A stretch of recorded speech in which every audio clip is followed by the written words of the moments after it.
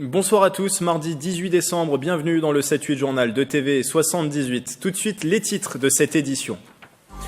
Il doit devenir un centre d'expertise technique mondiale après un laboratoire recherche et développement. Atos a inauguré son data center, un espace de 1300 mètres carrés au Clé-sous-Bois. Le groupe de transformation digitale va y héberger des technologies et serveurs de pointe. 4 ONG vont entamer une action en justice contre l'État français. Elle lui reproche son action insuffisante dans le réchauffement climatique. Un document préalable a été adressé ce lundi à Emmanuel Macron. L'un des plaignants est Greenpeace. Nous recevons Philippe d'Orléans, membre du groupe local à Versailles. Enfin, la suite de notre dossier de la rédaction sur les cadeaux Made in Yvelines. Elle est née au XVIIIe siècle. La toile de Jouy se décline aujourd'hui en plusieurs produits dérivés, des motifs célèbres dans le monde entier. Reportage au sein de son musée dédié à Jouy-en-Josas. Et puis entretien à suivre dans ce journal avec le maire de Magny-les-Hameaux, Bertrand Oyon. Il réfléchit à la création d'un téléphérique pour désengorger le trafic dans sa commune. Ils avaient installé un barrage durant 6 jours devant le dépôt pétrolier avant d'être délogés par les forces de l'ordre jeudi dernier. Les Gilets jaunes sont de retour à Coignères. Depuis hier, quelques personnes se mobilisent sur un rond-point en bordure de National 10, non satisfaits par les dernières annonces du gouvernement, notamment l'augmentation du SMIC via la prime d'activité. Et en marge de ce mouvement des Gilets jaunes, un homme d'une trentaine d'années est entre la vie et la mort après une bagarre sur un barrage à Limay. Selon plusieurs sources, une personne extérieure aux Gilets jaunes est alcoolisée. On serait venu aux mains avec la victime cette nuit aux alentours de 3 heures du matin. La chute aurait occasionné des blessures cérébrales importantes. Le blessé a été transféré en urgence à l'hôpital de Créteil dans le Val-de-Marne. Une enquête a été ouverte par le commissariat de Mantes-la-Jolie. Le nouveau data center d'Atos a été inauguré ce matin sur le site des Clés-sous-Bois, une infrastructure pour héberger et protéger des données informatiques des clients du groupe. Un outil stratégique dans l'activité cybersécurité de cette entreprise basée à Saint-Quentin en Yvelines. Le projet est notamment soutenu par le département. Les détails de Nicolas Dandry. Des armoires prêtes à accueillir des serveurs informatiques, c'est un data center, la nouvelle infrastructure du groupe Atos dans son activité de cybersécurité, quelques semaines après avoir posé la première pierre de son futur centre de recherche et développement. Là, vous êtes dans le module 2, la seule différence, ce sont les couleurs. Le but de tout ça, c'est de se repérer dans l'espace par le biais des couleurs. Caractéristique de ce data center, sa modularité. Aujourd'hui, 2 modules sont opérationnels, soit 1300 mètres carrés. À terme, 8 modules composeront l'établissement sur un espace de 8000 mètres carrés. Objectif, renouveler les data centers existants sur les normes environnementales et les capacités informatiques. Les Clés, ce site, c'est vraiment un site qui est au cœur de notre stratégie d'investissement pour nos clients externes à travers les data centers, mais également pour nous-mêmes, pour pouvoir, avec nos ingénieurs de haute renommée, développer des ordinateurs de très haute performance quantique, des algorithmes quantiques pour demain, et également tous des produits de cybersécurité. Le département des Yvelines a accompagné Atos à hauteur de 5,5 millions d'euros à travers une aide à l'innovation et l'acquisition foncière d'un terrain pour le mettre à disposition. Aider les entreprises à créer de la richesse, c'est la seule façon de faire qu'on puisse ensuite avoir des politiques sociales redistributives. Les premiers clients d'Atos installeront leurs serveurs en janvier 2019, des partenaires du secteur de la santé, de la défense ou encore de la distribution. Un invité m'a rejoint en plateau, Philippe d'Orléans, bonsoir. Bonsoir. Vous êtes membre du groupe local de Greenpeace à Versailles. Greenpeace et 3 autres ONG veulent attaquer l'État en justice pour son action insuffisante contre le réchauffement climatique. Un document préalable a été transmis ce lundi. L'État a 2 mois pour y répondre. Pourquoi lancer cette action? Alors on cite juste les 4 ONG, Oxfam, la FNH, l'association Notre Affaire à tous et donc Greenpeace parle de carences fautives de l'État en matière de réchauffement climatique. Alors effectivement, la COP24 vient de se terminer et une fois de plus, l'ensemble des associations qui travaillent sur le réchauffement climatique ont été extrêmement déçues par les résultats. Et nous constatons en particulier en France que l'État ne tient pas ses engagements. Alors, nous avons, vous le savez, par différentes actions auprès des instances dirigeantes, auprès des entreprises, auprès de la sensibilisation du public, essayer d'actionner tous les leviers que nous pouvions actionner, mais malheureusement, les résultats sont encore insuffisants. Et une action complémentaire a été jugée possible en menant cette action en justice. Vous l'avez dit, on est à quelques jours juste après la fin de cette COP24 qui se déroulait à Katowice en Pologne. Lors de ces discussions politiques, on parle de limiter le réchauffement climatique à 2 degrés. Les experts du GIEC, eux, ont dit récemment que ce réchauffement climatique, il fallait le limiter à 1,5 degré. Il y a vraiment un décalage entre l'urgence climatique et les décisions politiques, les discussions politiques. Alors, en tout cas, il y a un décalage de façon très précise en France. Les résultats internationaux ne sont pas bons, mais en France, on constate un décalage. Par exemple, la France s'était engagée à réduire ses émissions de gaz à effet de serre, et on constate en 2016, 2017 et malheureusement en 2018 que la France va augmenter ses émissions de gaz à effet de serre. Donc on n'est pas du tout sur la bonne trajectoire. Et c'est une des demandes que les 4 associations, dont Greenpeace, fait lors de ce recours, pour faire en sorte que l'État revienne sur la bonne trajectoire. 2 mois pour vous répondre. À quoi doit répondre clairement l'État sur ces 2 mois ? À plusieurs points, dont principalement la réduction, puisqu'on constate, ceci est mesuré évidemment par des organismes internationaux, dont le GIEC. On constate que la France augmente ses émissions. Alors que le GIEC préconise 45% de réduction de gaz à effet de serre. Exactement. Et en particulier, en France, nous avons un problème concernant les énergies renouvelables. La France s'était engagée à faire en sorte qu'en 2020, nous ayons 23% d'énergie renouvelable. Nous en sommes aujourd'hui à 16%, c'est-à-dire en 2 ans, on doit passer de 16 à 23%, alors que la trajectoire que l'État français s'était fixée était à ce jour de 19%. Et d'ailleurs, pour calmer la crise des Gilets jaunes, l'État a reculé finalement sur la hausse sur la taxe des carburants. Ça, c'était un mauvais signal aussi envoyé, selon vous ? Alors, c'est sûr que c'est un mauvais signal. Il est évident que les mesures concernant l'augmentation du gasoil qui a été à l'origine de la crise des Gilets jaunes a été une mesure qui était très maladroite, car beaucoup de Gilets jaunes soutiennent le fait qu'il faille faire quelque chose contre le réchauffement climatique, mais de façon juste, de façon redistributive, et non de façon abrupte comme cela l'a été fait. On ne peut pas gagner la lutte contre le réchauffement climatique si on crée des injustices, car notamment les personnes les plus défavorisées sont les premières victimes du réchauffement climatique. Donc il n'y a pas d'opposition entre le social et l'environnement. Et donc si vous n'avez pas obtenu satisfaction dans ces 2 mois que vous laissez à l'État, il y aura une action en justice qui sera entamée ? Alors c'est une procédure qui est longue, puisque effectivement on fait une demande préalable indemnitaire adressée au Premier ministre et à une dizaine de ministres du gouvernement. D'accord.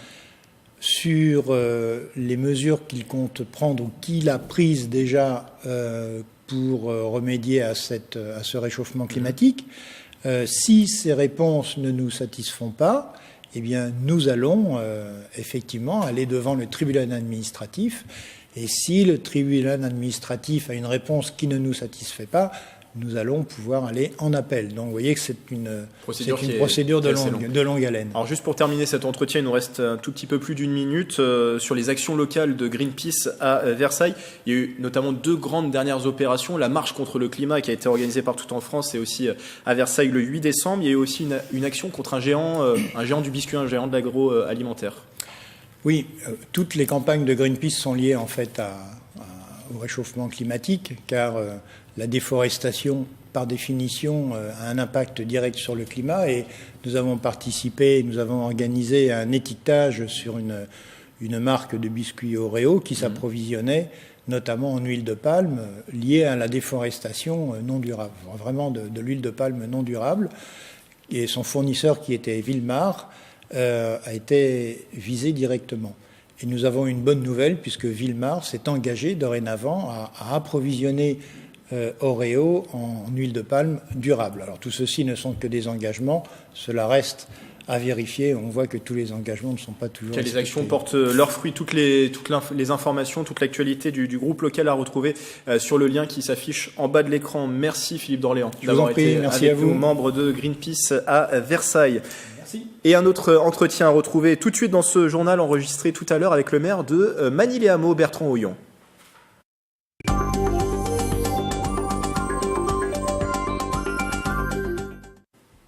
Un téléphérique pour répondre aux problèmes des bouchons, c'est une solution avancée par vous. Bertrand Houillon, bonsoir. Bonsoir. Vous êtes le maire de Magny-les-Hameaux, vous êtes également vice-président de 50 ans en Yvelines en charge du développement durable et de la ruralité. Et vous réfléchissez à cette solution depuis 2 ans, une idée de création d'un téléphérique entre la gare RERB de Saint-Rémy-les-Chevreuses et la future gare Saint-Quentin-Est à Guyancourt de la ligne 18. Un projet qui pourrait passer par votre commune, Magny-les-Hameaux. C'est pour répondre, je le disais, à une problématique, celle de la circulation. C'est une vraie inquiétude dans votre commune, ce problème de la circulation? C'est plus qu'une inquiétude, c'est une vraie problématique. Je dis souvent, Magny-les-Hameaux, comme voisins par exemple, sont un petit peu la zone tampon entre la partie d'emploi qui est 50 ans en Yvelines, ou le nord de notre territoire, et puis la partie d'habitat qui est plutôt le sud Yvelines, voire même plus loin, avec un tissu rural qui n'a pas forcément de réponse en termes de transport en commun, en tout cas en termes d'alternatives aux véhicules particuliers. Et on le constate à chaque heure de pointe, dans un sens et puis après dans l'autre, un certain nombre de bouchons pour passer les vallées, puisque Magny-les-Hameaux est tout simplement entouré de vallées et on ne supprimera pas les vallées. La Chevreuse, le plateau de Saclay, 50 en Yvelines, il y a plein de véhicules qui transitent par Magny. Il y a surtout une voirie qui est de toute façon pas adéquate par rapport au passage des véhicules, et forcément trop de véhicules particuliers qui transitent par ce biais-là.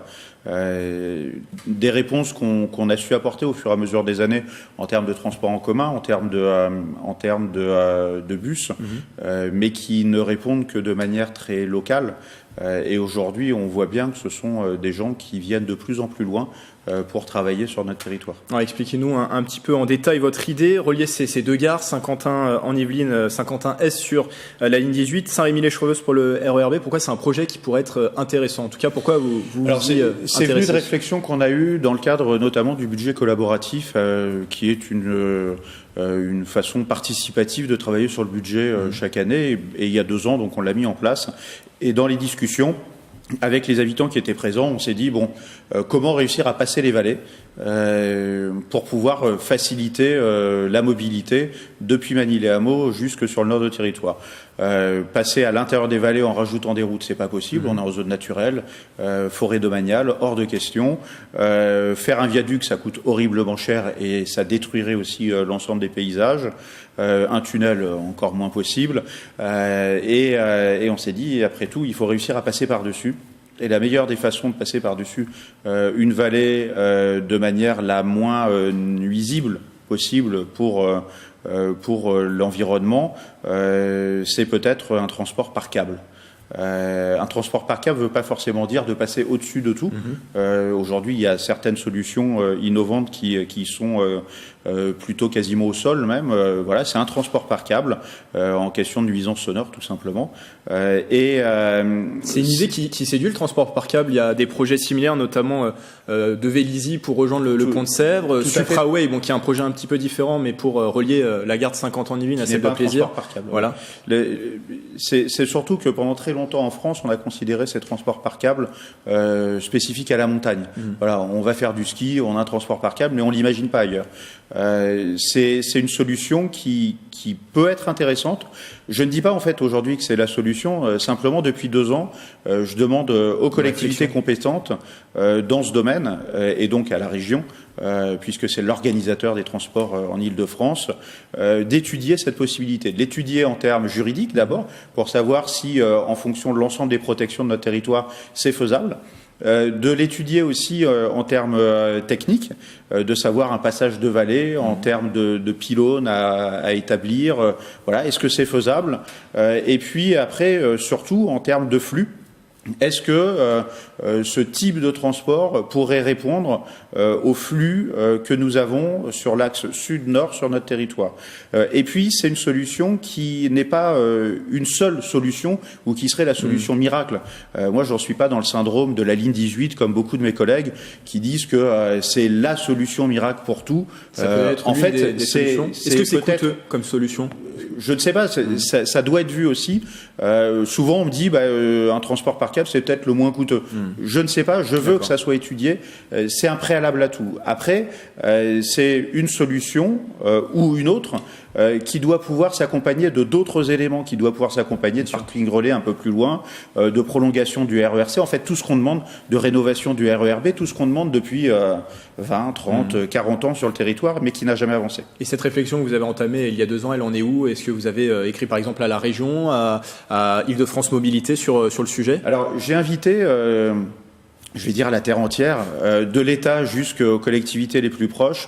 Je les avais invités en début d'année à ce que j'avais appelé une conférence territoriale des mobilités, pour qu'on puisse enfin sortir justement de la discussion qu'on a depuis quelques années, qui se résume uniquement à la ligne 18, de voir plus large et de voir justement toutes les solutions qui avaient été envisagées depuis 10, 20, 30 ans, qui n'ont jamais été mises en place pour des questions peut-être de qui a la compétence sur quoi, qui finance quoi, et qui ont été retardées d'année en année.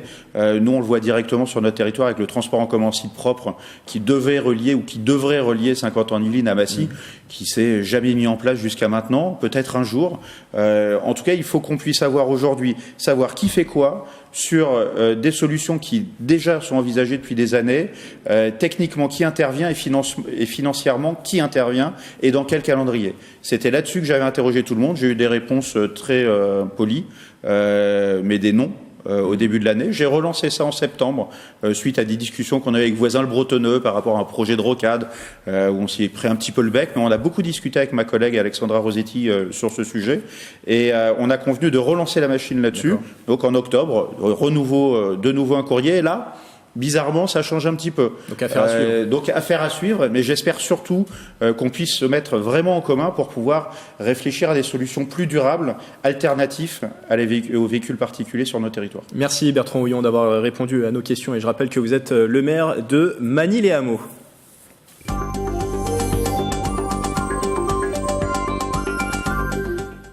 J-7 avant Noël, toute cette semaine, nous vous donnons des idées de cadeaux made in Yvelines. Qui a dit que la toile de Jouy était ringarde? De nombreux créateurs s'inspirent de cette cotonnade inventée et produite à Jouy-en-Josas. Aujourd'hui, de nombreux produits sont déclinés. Reportage au musée de la toile de Jouy et dans sa boutique où 800 références sont vendues chaque année. Les images de Mélanie Poquet.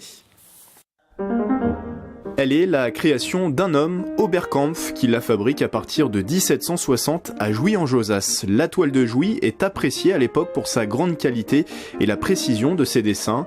Le tissu est très vite prisé par la bourgeoisie et la noblesse française. Le succès de la toile de Jouy tient à la proximité de Jouy-en-Josas avec le château de Versailles.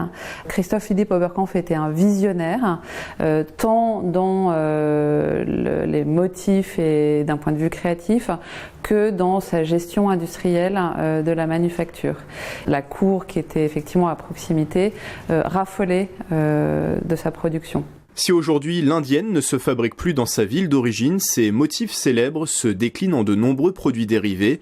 Au sein du musée de la toile de Jouy, une boutique où l'on peut trouver chaussures, bijoux, trousses ou encore de la vaisselle. Les plateaux qui ont été faits cette année dans un motif bengale, et ce choix a été fait surtout pour les couleurs que Manuel Canovas utilise. Donc dans des tons aubergines.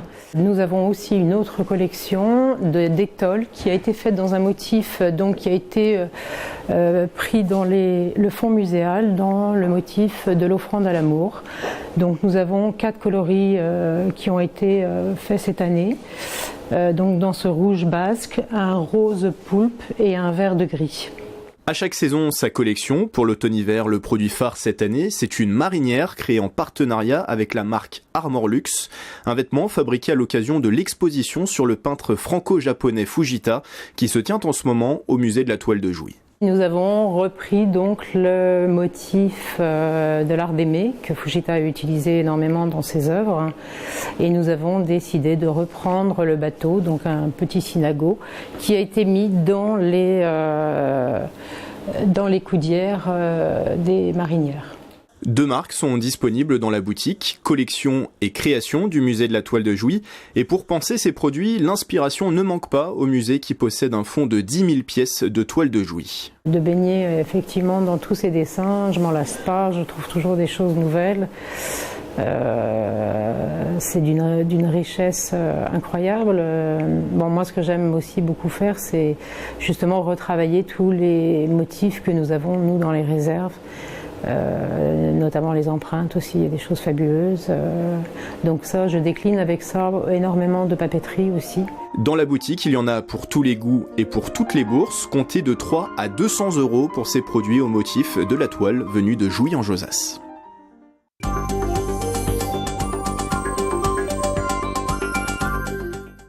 Elle m'a rejoint en plateau, Mélanie Poquet, bonsoir. Bonsoir. Alors, plus que quelques jours à patienter avant les vacances de cette fin d'année 2018, c'est encore l'occasion d'aller voir des spectacles ou expositions. Mélanie, vous en avez sélectionné quelques-uns pour nous. Et oui, Grégory, je vous propose de commencer avec de la danse et une œuvre d'Anne-Theresa de Kersmaker, figure majeure de la danse contemporaine. Alors la chorégraphe belge est au théâtre de Saint-Quentin en Yvelines, sur la scène nationale Achterland, une œuvre charnière créée en 1990 pour 8 danseurs. Alors ce qui en fait une œuvre charnière, c'est que Anne-Theresa de Kersmaker chorégraphiait à l'époque principalement pour des femmes. Ici, hommes et femmes évoluent ensemble. Autre force de la pièce, les musiciens jouent en live pour accompagner au plus près les mouvements, les intentions des danseurs.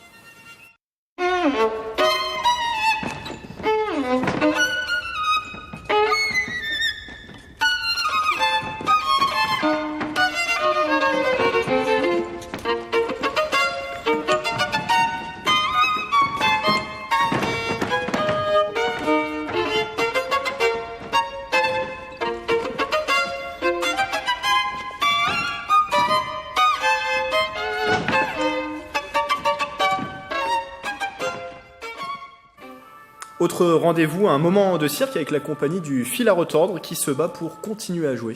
Et oui, dans un cirque un petit peu à la dérive, alors ils cherchent tous les stratagèmes possibles pour faire entrer de l'argent dans les caisses. Ces spécimens sont 4, Aristide qui est le Monsieur Loyal, Bérangère, Josie et Pochtroff. Alors c'est un spectacle drôle à voir dès l'âge de 3 ans et je propose un avant-goût. Merci beaucoup. Mesdames et messieurs, que le spectacle commence.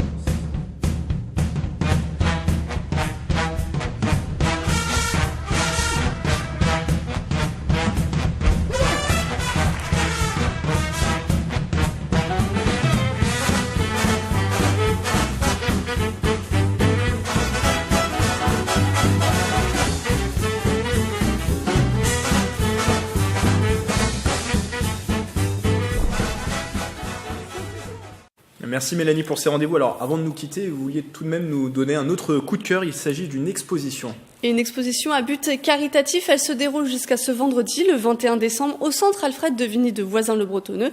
Alors une quarantaine de tableaux d'artistes locaux, pour la plupart, sont exposés et proposés à la vente. Ils ont été collectés par une association vicinoise, Espoir à Tchernobyl. Les fonds récoltés aideront notamment Paulina, une jeune fille née avec des malformations. Une belle cause, merci. Alors votre dernier CETUD Culture est à retrouver tout à l'heure, le dernier CETUD Culture de l'année.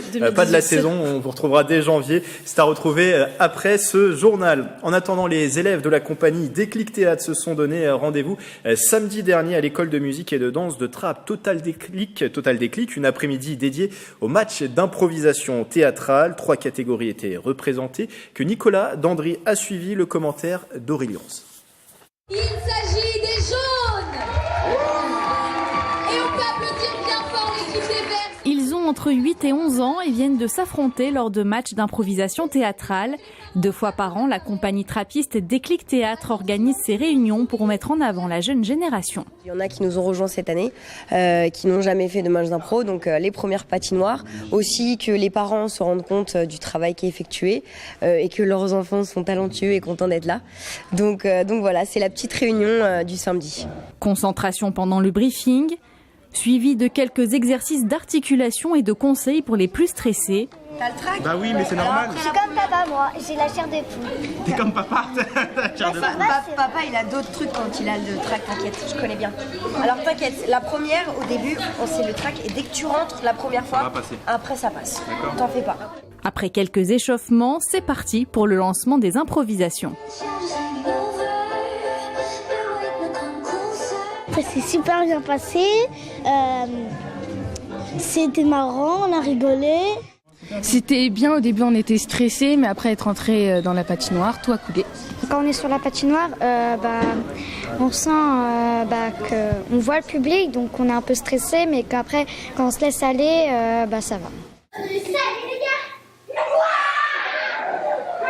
va? Une petite danse, s'il te plaît. Certains, c'est leur première patinoire, donc c'est leur premier match d'impro.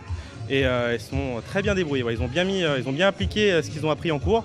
Après, voilà, il y a toujours des choses à faire progresser, notamment parler plus fort, s'écouter. Mais voilà, donc ça va venir avec le temps, mais c'est une très bonne première. Cet après-midi dédié à l'improvisation s'est poursuivi avec les matchs des cadets et des juniors. Et c'est la fin de ce journal. Vous retrouvez demain un reportage qui était prévu ce soir sur les Archers de Guyancourt qui organisaient leur dernier tournoi annuel. C'était ce week-end. Belle soirée avec TV78.